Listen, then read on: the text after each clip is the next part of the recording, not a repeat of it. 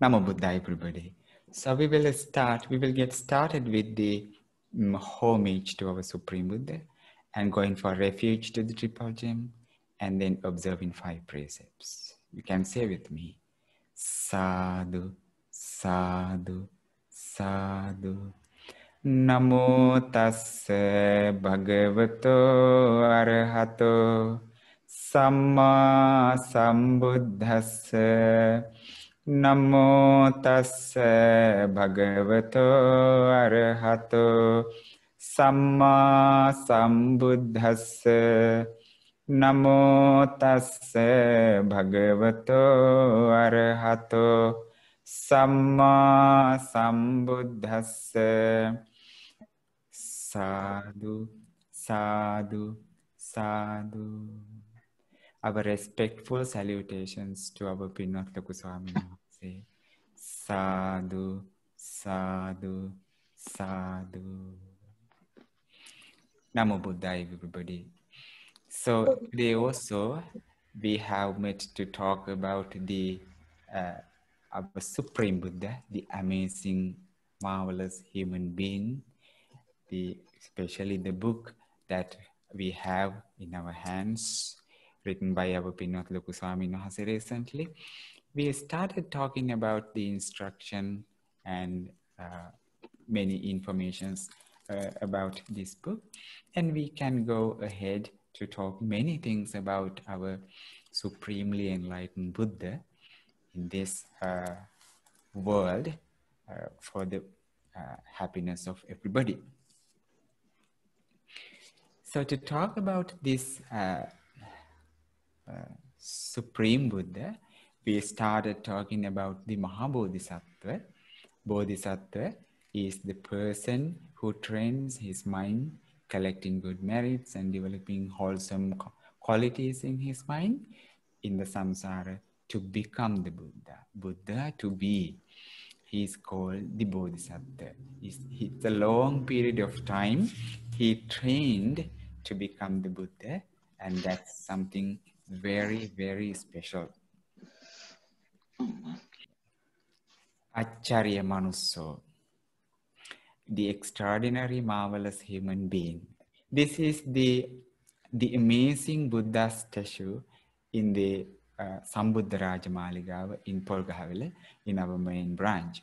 And then, so when we talk about the book, Acharya Manusso, next we will talk about this one. This is the period, the measurement of the period is called kalpa or kappa, or in English you may know that as an eon or eon.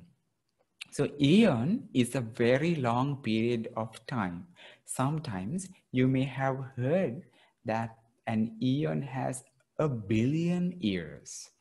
But in the teachings of the Buddha, we do not count the number of years that an eon has or a kappa has.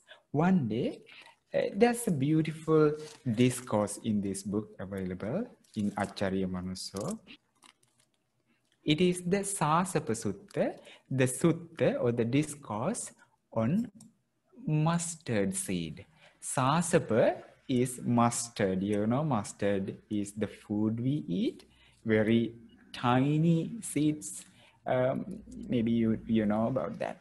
One day, so a certain Bhante, a certain bhikkhu or monk came to the Supreme Buddha. You see on the screen, at Savatthi, Buddha was living. Then a monk came up to the Buddha and asked, Bhante, how long is an eon? Then the Buddha says, dear monk, an eon is long. It is not easy to calculate how many years, how many hundreds of years or thousands or hundreds or thousands of years it lasts. Then that Bhante says, that monk says, is it possible to give a simile, Bhante? It is possible, said the Supreme Buddha. And then here, in the simile, you might understand how long is how an eon long is like this. Maybe I need someone else to read the first part you see on the screen. Also, sorry, answer. Can I read the first paragraph? Sure. Suppose there is an iron city, a Jonah long, a Jonah wide, and a Jonah high, full of mustard seeds, pressed into balls. And as each century passed, someone would remove a single mustard seed. Very good. If you meet a new word, it is yojana or in Sinhala, yoduna. Okay, yojana is the measurement of distance considered as 10 kilometers or 7 miles. It's a long distance. 10 kilometers is almost a yojana or yoduna. And then in this sutta, Buddha gave that simile. Think about a city. Yojana long, yojana wide. Okay? And then which means 10 kilometers long, 10 kilometers wide. And then that city has an iron wall 10 kilometers high. 10 kilometers is a long height. Maybe I suppose that a plane cannot fly 10 kilometers is a long height. And then that's a huge area, a massive area. It's like a it's like a huge box filled with mustard seed. Mustard seed was the same size as you see today in the Buddha's time also, the same size. And then how much mustard seed you need to fill up the entire area? Hmm? You don't even imagine about that too. And then I need someone else to read the next part of the sutta. Also, can I read? Sure. By this means, the huge heap of mustard seeds would be used up before the eon comes to an end. That's how long an eon is. And we've transmigrated through many such eons, many hundreds, many thousands, many hundreds of thousands. Okay, I think you understand that. Someone comes and removes one single mustard seed after a century, after 100 years. So then you might think about the second mustard seed is removed after 200 years of the first one. Okay, okay, after from the beginning time, and then the third one after 300 years. In this method, if you remove all the mustard seeds in this massive area, in the massive box, how much time do you need to empty this huge area? Okay, think about this much of mustard seed on my screen, maybe a full a tablespoon full of full tablespoon of mustard seed. How much time would it take to empty the spoon like this much of mustard seed? Thousands of years, maybe like that. So when it comes to that much of area, 10 kilometers long, 10 kilometers wide, 10 kilometers high, it's a massive area filled with mustard seed, would take a long period of time to take if you remove one mustard seed after 100 years. But amazingly, Buddha says that this much of mustard seeds will come to an end, but an eon is not end. It is endless, which means thousands of years, hundreds of years, thousands of hundreds of years, millions of trillions of years would take and for the eon or for the kalpa or kappa. You might get an idea about a kappa or kalpa or an eon. Okay, this is the nature of samsara. This is the measurement of the time Buddha gave us to calculate about the kappa. And then Buddha, when you understand, when you get an idea about the kappa or kalpa or eon, You want to understand something more than the kappa, which is called Asankhya kappa. It is clearly described. Asankhya kappa is clearly described in the book we have in our hand. Asankhya means you have no a number to give this. Asankhya means Sankhya in Sinhala means the number. Asankhya means innumerable. Or maybe you see the words countless or uncountable or incalculable or immeasurable, inestimable or infinite. Kalpa means the kalpa. You get an idea about kalpa, and then there's a heap of kalpa, there's a heap of eons that has uncountable number of kalpas. Did you get that? Okay, in my next slide, you might understand more about kappa and asankhya kappa. A kappa, or maybe the eon, has an uncountable number of years. Did you get it? And then asankhya kappa or asankhya eon has an uncountable number of kappas. Did you get the difference? Here is a single kappa. Here is a heap of kappas. But you cannot count the number of kappas that an asankhya kappa has. You get the idea. This is the measurement of the time period when we talk about the Mahabodhisattva. Okay, Asankhya Kappa is a huge time period.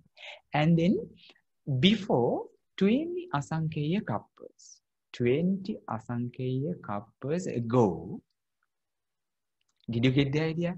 That heap of kappa has an uncountable number of kappas. And then such 20 heaps ago, this man was born in India, taking care of his mother. And he just needed to make more money to take care of his mother. This is the starting story of our Mahabodhisattva. And then he just wanted to find a new job in a foreign country. And you see the picture. He was sailing on the sea with the other people and with his mother as well. They sailed safely in the ocean for 6 days, unfortunately. On the 7th day, they met a huge accident in the ocean. That was a very strong storm. And then that storm broke down the entire ship and everybody fell on the ocean. And then that mother, that man, Mahabodhisattva, then everybody in the ocean struggling to save their lives. So Mahabodhisattva, he is the strong young person now. And then he was looking for his mother in the ocean to save her life. Fortunately, he found his mother struggling to escape from the death, struggling, holding a log. He found him, and all of a sudden, he grabbed his mother, took her on his shoulder, and thought that in any danger, if I meet my death, I will save my mother from her death, and I would save her life. I would swim in. It doesn't matter how much, if it is difficult. I will find a safety land. He was struggling, swimming. You know, the ocean is very strong, very dangerous. Sometimes it's very cold, sometimes hot. Sometimes there are many dangerous fish living in the ocean. They have no food. You know that the salty water you cannot drink for your thirst, and then you have nothing in the ocean. And the fear, days and nights pass by, but they swim. That young person was swimming in the dangerous ocean for 6 days, for 7 days. And then when he was swimming, keeping his mother on his shoulder, he was determined to save his mother's life. He was a very strong person, very energetic, well, he has a very strong effort in his mind. In the meantime, in the Brahma world, there was the Brahma. He was a non-returner, Anagami Brahma being, and he was looking at the human world to look for a person who is capable to become a Buddha. Is there anyone else in the human world who is capable to have this idea to become the Bodhisattva, to become the Buddha in the world? And then he found this man struggling in the middle of the ocean, keeping his mother on his shoulder to save her life. He was very determined. You see the picture on my screen. This is a picture available in our Sambuddharaja Maligawa in Polgahara. This took place before 20 Asankhya Kappas. 20 Asankhya Kappas ago is a huge time period. And then you see the Brahma being in the sky. He was worshipping the Mahabodhisattva, having this idea. Do you see that? And then Mahabodhisattva keeping his mom on his shoulder, struggling in the ocean with the heavy, very strong, wide tide they have in the ocean. And then that Brahma being, Pute, gave this idea. It is a divine power. It is not spontaneously happened in the mind of the Mahabodhisattva. That Brahma being entered this idea in the mind of Mahabodhisattva, in the mind of this young person. That was this. That Brahma being gave this idea. This is not his own idea. This is not his Mahabodhisattva's own idea. And this was we see in the book. Buddhohang bodhi isami, muttohang mochaye pare, tinnohang tare isami, sansaro ga mahabhaya. It is Pali. And the meaning of this beautiful gatha is, I will become the Buddha. That Brahma being entered this idea in the mind of this young person. That's not his own idea, but he had that idea in the mind because of that divine power. And I will help others too to realize Dhamma. I'll be free from all defilements, and I will help others too to be free from defilements. I will cross over this dangerous ocean of samsara, and I will help others too to cross over it. It's beautiful, right? It's very beautiful. And then I will become the Buddha. He's the Mahabodhisattva still. I will help others to cross over this samsara. That was a story about our Mahabodhisattva's starting point. And then, Pute, that young, strong person eventually came to their safety land. And then they were very tired, very starving, and then exhausted, thirsty, and then lying on the sand. They were lying down. And then mother was very happy about this very special person, very special son. And he gave a very affectionate hug to this young person and said, my son, you saved my life from this dangerous ocean. And you can save the life of the people and devas from the ocean of samsara one day. Become a Buddha, she said. And then he was inspired by the words of this mother. I was thinking the same thing in the middle of the ocean. When I was swimming in the ocean, I had the same idea. Now, my mother is talking to me, the same idea. This is something very special, extraordinary, and marvelous. That was the first idea, planted the seed on the mind of Mahabodhisattva. Do you remember the time period? 20 Asankhya Kappas ago. Asankhya Kappa, you have the idea, right? And then put it, the samsara is very long, and then Kappas, eons by eons, the time went by, and then fortunately, maybe unfortunately, 16 Asankhya Kappas left.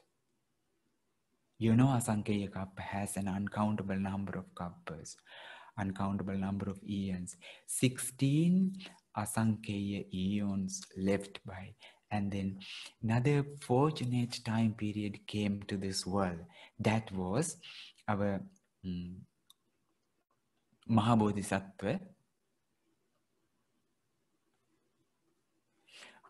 Our Mahabodhisattva met this amazing, supremely enlightened Buddha. If I share my screen. That Samma Sambuddha's name was, you see on the screen, Dipankara Samma Sambuddha. 4 Asankhya Kappas and 100,000 Kappas ago. Dipankara Samma Sambuddha was born. It's not a simple time, Buddha. We cannot the number of years, number of Kappas to talk about Dipankara Samma Sambuddha was born in this world. And then our Mahabodhisattva has been born in the human world in India. And he was a very, very rich person. Our Mahabodhisattva, his name was, maybe you have heard this word. He met Dipankara Samma Sambuddha. His name was Sumedha. Tapasa is the ascetic. You remember the time period? 4 Asankhya Kappas and 100,000 Kappas ago. When Dipankara Samma Sambuddha was born, our Mahabodhisattva had been born in India as a rich person. He was given many, it's a huge wealth he had, and then we will talk about Sumedha Tapasa. Like this, I need someone else to read the first part about our Mahabodhisattva story. Someone who did not read before.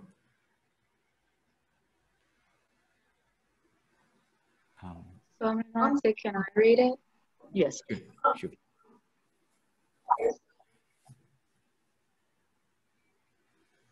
Yes, Buddha, yes. 4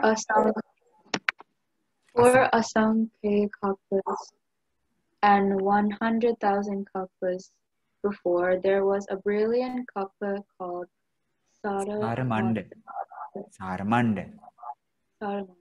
Sumedha was born in a rich family in Jambudvipa. He was not satisfied with the huge wealth he was received, and then he renounced to live as an ascetic in the Himalayas. Yes, Himalayas. So Jambudvipa is the word for India, Jambudvipa, because there was a huge jambu tree. Jambu is the rose apple in India. That's why that land was called Jambudvipa. Jambu is the rose apple, okay? And then that was about our Mahabodhisattva. And then the second part, I give this chance to read this part to Paboda from Winnipeg, maybe? My son, he developed the deep concentration in the meditation and obtained psychic powers too. One day he came to the city for salt and lime by his supernatural powers. That was an auspicious day for everyone in the city. People were mending and decorating a road in a respectful manner. Ascetic Sumedha came down and questioned the people. He was coming by the sky with his psychic potencies because he developed his mindfulness, okay, and achieved maybe the 4th jhana as well. And that was a special day for the people. That city was called Ramya. I have not written that word. Ramya, this city of Ramya, okay, Ramya. And the next part will be given to I don't know the names there. Anybody else?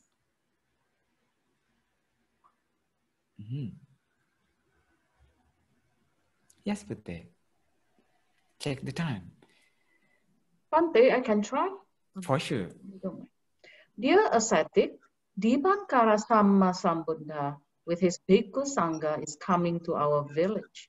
The Supreme Buddha is the teacher who teaches his Dhamma to others to cross over the dangerous ocean of samsara.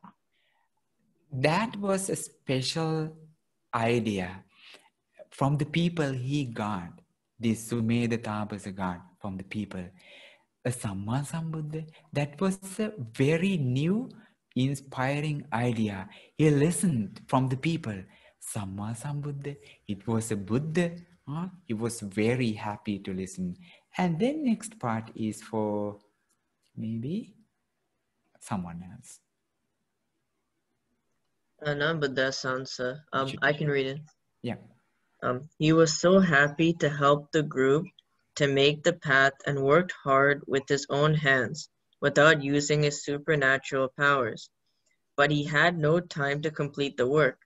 The Supreme Buddha with his disciples was in front of him, so he lay down on the mud and offered his own body for Supreme Buddha to walk over. Yes. And then he didn't have time, right? And the confident mind of the Bodhisattva. He liked to offer his body for the Supreme Buddha with his holy Sangha. Let the Blessed One work on my body.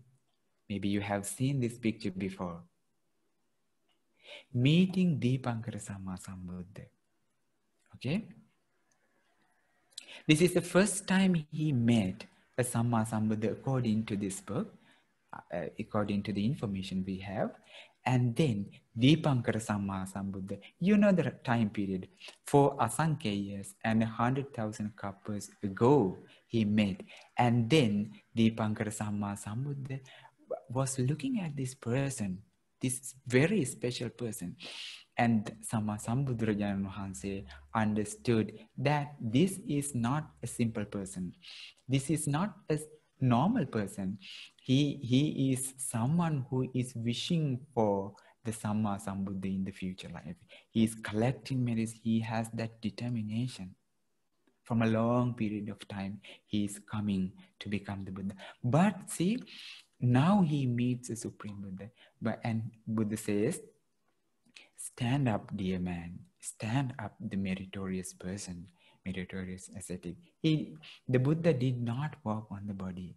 And then he introduced this amazing person to the Sangha, the community of Sangha. This is a person that is wishing to become the Samma Sambuddha in the future life. After 4 Asankya couples and 100,000 couples, this man, this amazing person will become a Buddha named Gautama Supreme Buddha. That kalpa, that kappa, that eon will be called like Mahabhadra Kalpa, the most beautiful eon in the world. And then as I have, he will become the Supreme Buddha seated under the Bodhi tree in India, in Bodh Gaya. Now Dipankara Samma Sambuddha was introducing this amazing Mahabodhisattva to Bhikkhu Sangha. And he will become the Buddha under the Bodhi tree. His mother he will be born in the city of Kapilavatthu. Kapilavatthu is the city that our Prince Siddhartha was born. And his mother will be Queen Mahamaya.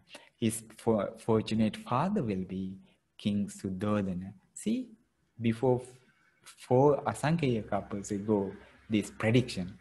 And then as I have my chief disciples, Dipankara Samma Sambuddharajan Wahanse says, the Gautama Supreme Buddha will have Sariputta Venerable Arahant Bhante and Mahamoggallana Venerable Arahant Bhante as his chief disciples.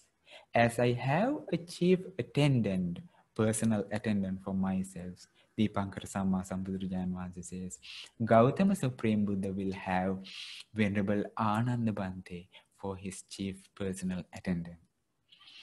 Okay, as I have my female bhikkhuni disciples, female nuns disciples, chief disciples, Gautama Supreme Buddha will have Pinvat Kema Bhikkhunin Wahanse and Pinvat Uppalavanna Bhikkhunin Wahanse as his chief bhikkhuni disciples, nuns disciples as well. In this way, he introduced, as I preach the noble truths to the world, Gautama Supreme Buddha will preach the Four Noble Truths to the world, to devas and humans, to escape them from suffering in the samsara. And then saying that, introducing this Mahabodhisattva to Bhikkhu Sangha, he questioned, the Supreme Buddha questions this Sumedha Tapasa. Dear Tapasa, do you know the method of becoming a Buddha? Do you know what you need to become the Supreme Buddha? And then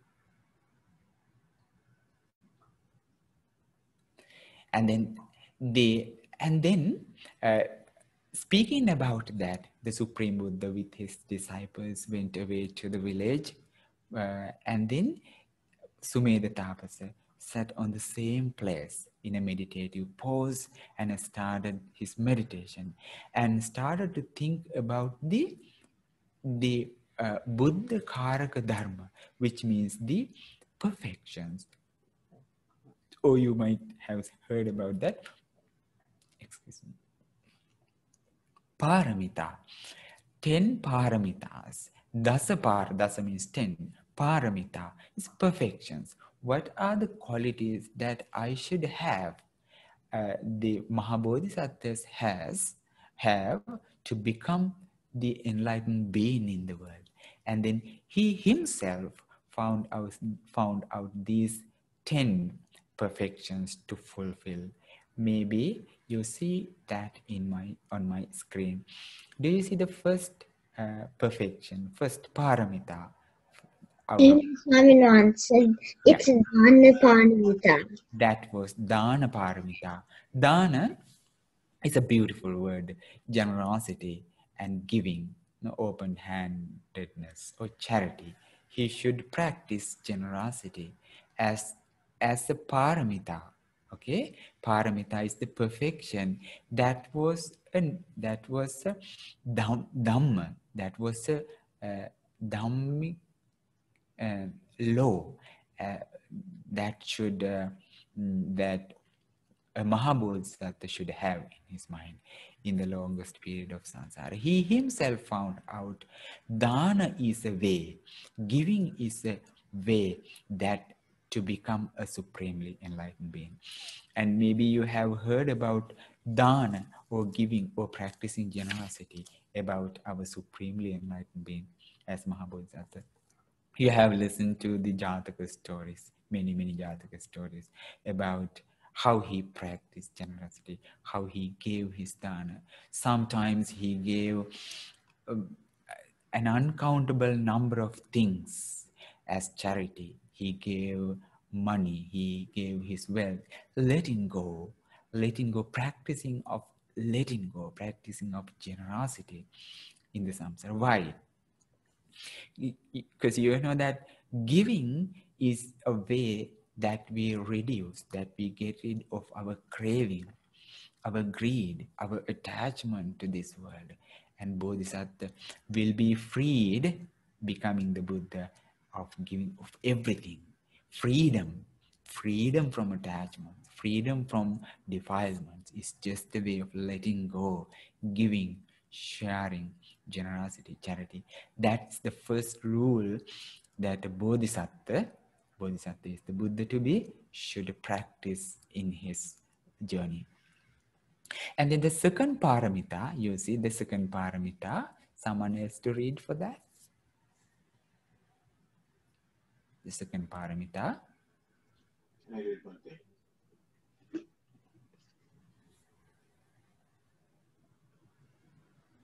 Okay, the second paramita is Sila. Sila is a Pali word, Sila Paramita. Or maybe sometimes you heard Parami. Parami or Paramita or the perfection. Okay.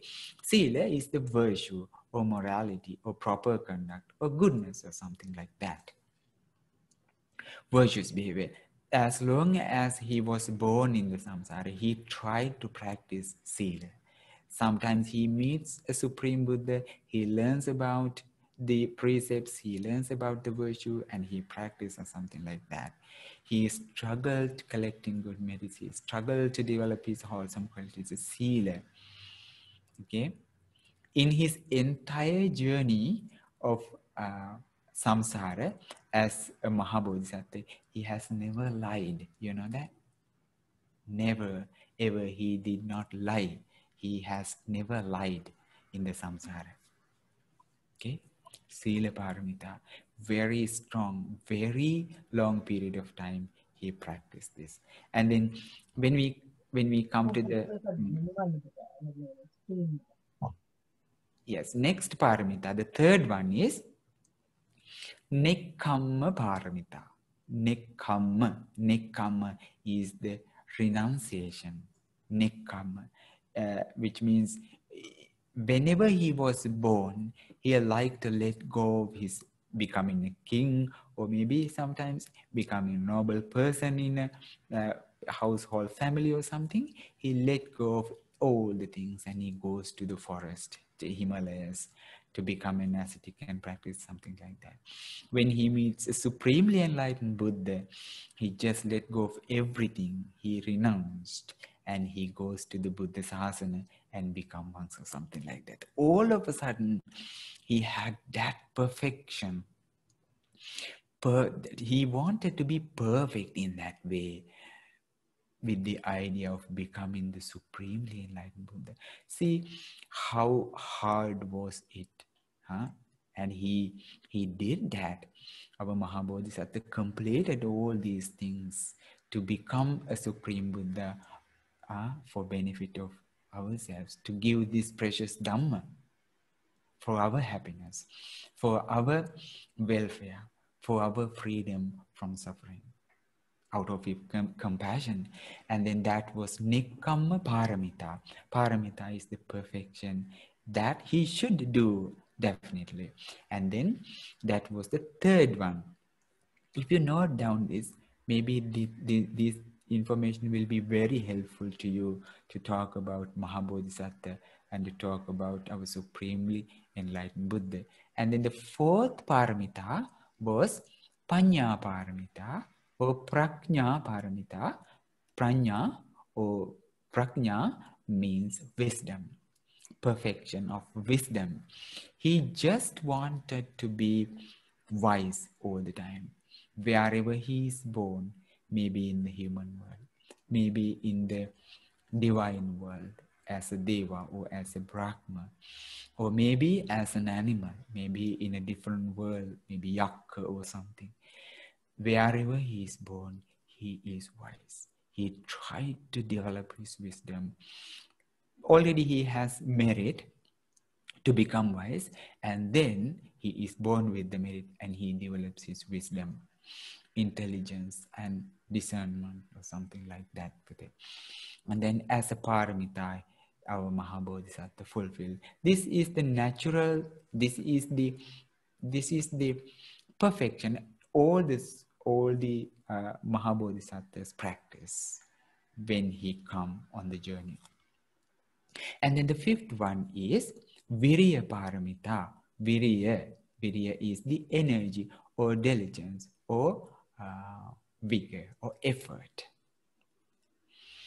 When we talk about Viriya, there are 4 aspects in Viriya. Effort, okay? You know, when we have an unwholesome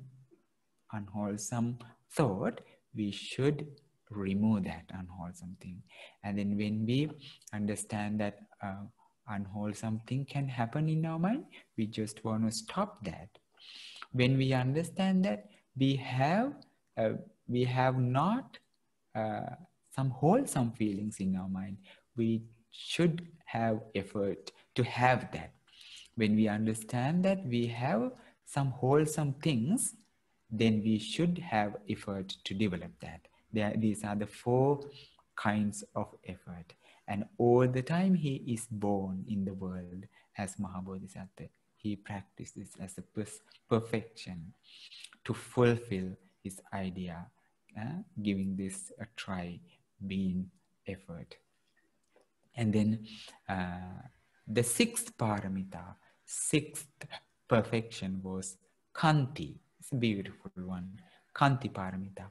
Patience, tolerance, forbearance, acceptance, or endurance. Okay? These are the words that I found to explain the word. Kanti. Kanti is the patience. Wherever he goes, as Mahabodhisattva, whatever dangerous situation he faces, he is patient. Sometimes when someone cuts his limbs, he does not have any angry feeling in his mind. And he is very patient. What kind of loss, any kind of loss, when he meets in the samsara, he was very capable, and he had a very comfortable feeling, very balanced mind to accept the situation. That is called Kanti. And then the 7th paramita was Satya paramita. Satya is the truthfulness or honesty or frankness. Satya is the, you have heard this word, Chaturarya Satya, truth. Okay, all the time he is right. He is not false. He is not fake. Okay, he is very trustworthy wherever he goes, wherever he is born.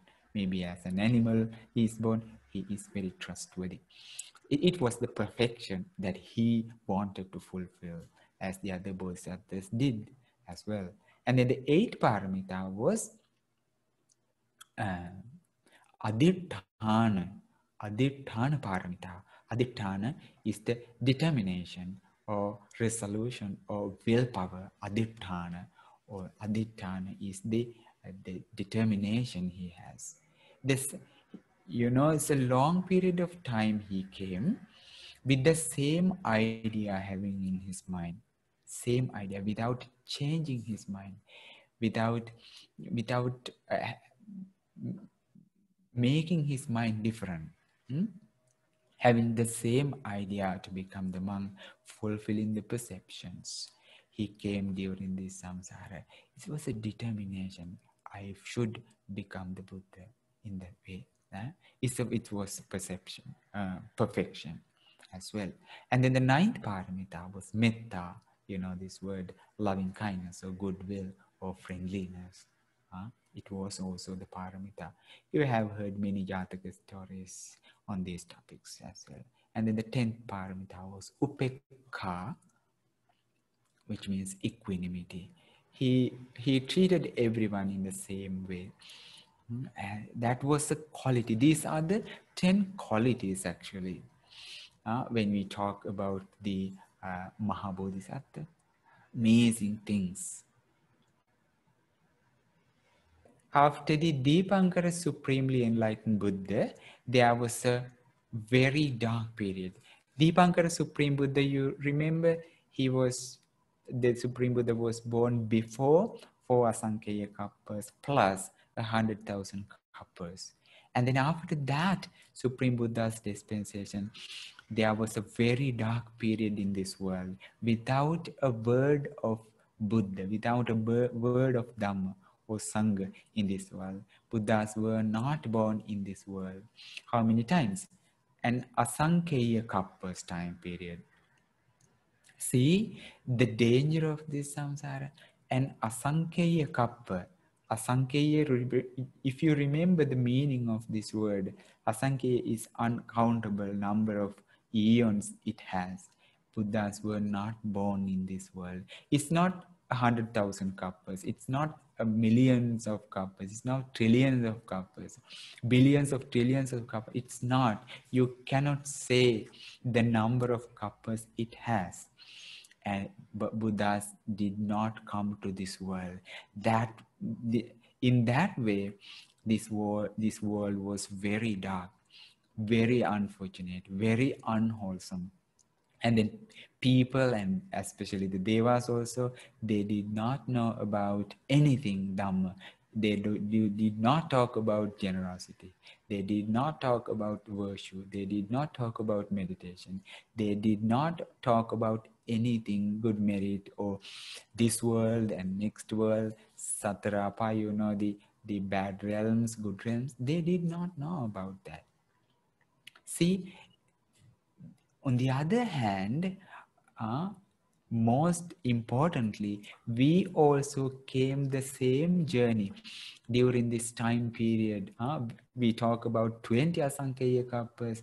We also have been born somewhere else during these time periods as well.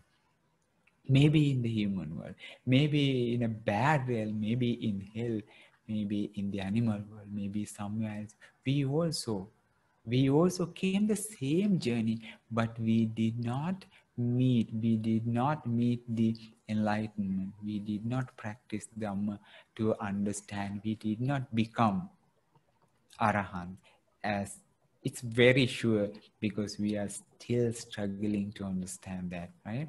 And this is the nature of samsara. So Buddhas are born in this world very rarely. See this information in an Asankhya Kalpa's time period. Buddhas did not come to this world. Most of the people who are born in this world, they collect bad merit and they are born in a bad realm after death because they do not know about Dhamma. And then we talk about the next Supreme Buddha, the Kondanya Supreme Buddha. I need someone else to read this part, actually, to talk about. Yes, Pate. The Kondanya Supreme Buddha. One Asankhya Kalpa time left without the Supreme Buddha in the world. And again, 3 Asankhya Kalpas and 100,000 ago, Kondanya Supreme Buddha was born. Our Maha Bodhisattva was born as Vijitavi Sakviti Raja, monarch or emperor, listened to the Dhamma, became monk and developed deep meditation. He illuminated the Buddha Sasana and was born in a Brahma world after that life. Okay, so after the Dipankara Samma Sambuddha, we talk about this Samma Sambuddha, Kondanya Supreme Buddha. If you remember, when you worship the Attavisati Buddhas, Attavisati Paritta, Tanhankaro, Mahayaso, Medankaro. Remember Tanhankaro, Mahaviro, Medankaro, Mahayaso, Saranankaro, Lokahito, Dipankaro. Remember Mahayaso, Kondanya, Dipankaro, Kondanya, Janapamukko. If you remember, the Kondanya Samma Sambuddha was born. Remember the time period. Asankhya Kalpa's time left without a Supreme Buddha. After that, Supreme Buddha in this world. And again, when we talk about the time period from now, it is about 3 Asankhya Kalpas and 100,000 Kalpas ago.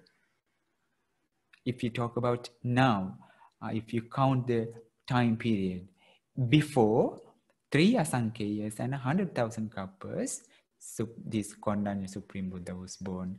Fortunately, our Mahabodhisattva met this Supreme Buddha. Our Mahabodhisattva was born as Vijitavi Sakvitiraja. Sakvitiraja, or the monarch, has the same figure as the Supreme Buddha. And the figure, the body is like the Supreme Buddha, but he is the Sakvitiraja, or monarch, or he becomes the emperor to the entire world. It happens as the merit, according to the merit of some of the Buddha, of the excuse me. And he became because of the merit he has collected in the samsara. And then becoming the emperor for the entire world, he let go of all the wealth he had and came to the Buddha, listened to the Dhamma, and became a monk in the dispensation. And he helped to develop this dispensation. And then he developed his... But you know one thing, he did not get enlightened.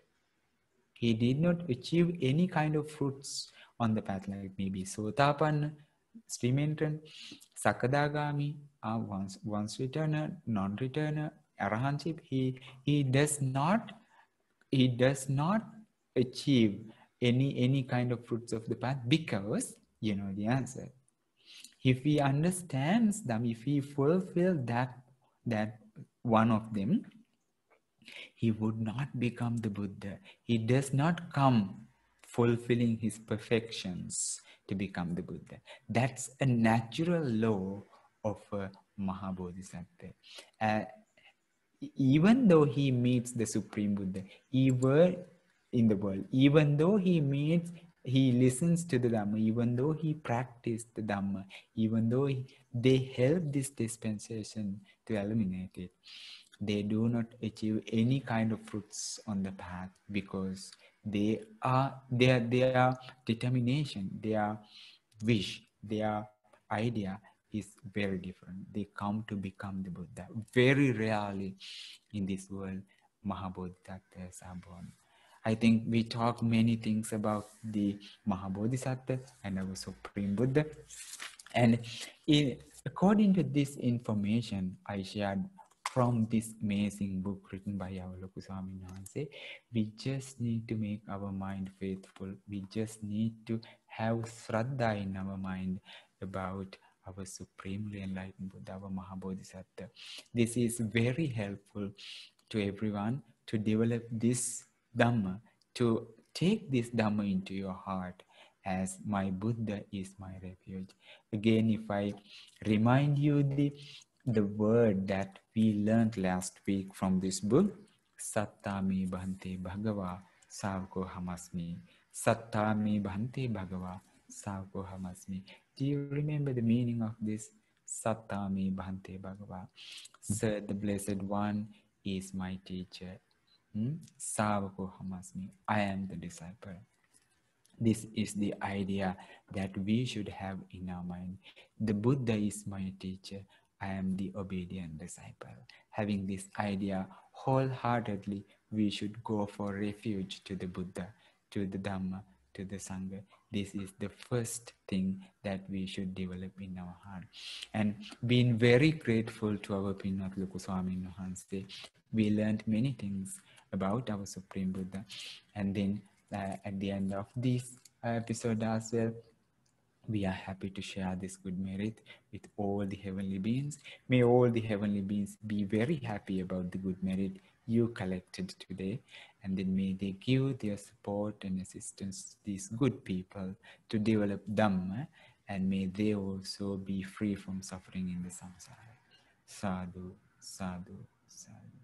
May this wonderful good merit be definitely dedicated to our Pinnath Loku Swamin Wahanse. May our Loku Swamin Wahanse be well, be happy, live long, and be very fortunate to fulfill the liberation in this Gautama Buddha's dispensation itself. Sadhu, sadhu, sadhu. May this wonderful good merit be shared with all of our departed relatives. May they be free from all the sufferings in the samsara. Sadhu, sadhu, sadhu. May all the venerable Bhantes and venerable nuns in the world be well, be happy, and be very fortunate to practice this Dhamma, and be very fortunate to understand the noble truths in this Gautama Buddha's dispensation as well. Sadhu, sadhu, sadhu. May all of you who came to listen to the Dhamma of the Supreme Buddha be well, be happy, live long. May all the people who helped succeed this beautiful program be well, be happy, live long. May all of your parents, teachers, family, friends, may all the people in Sri Lanka, in this country, in the world, be well, be happy, live long, be very safe, be free from all the dangers in this bad situation currently in the world. May all of you be very fortunate to practice this Dhamma, to fulfill your wholesome ideas in this life. May all of you be very fortunate to have a very safe place in your next destination in a heavenly world like that. May all of you be very fortunate to understand the Four Noble Truths in this Gautama Buddha's dispensation. Sadhu, sadhu, sadhu.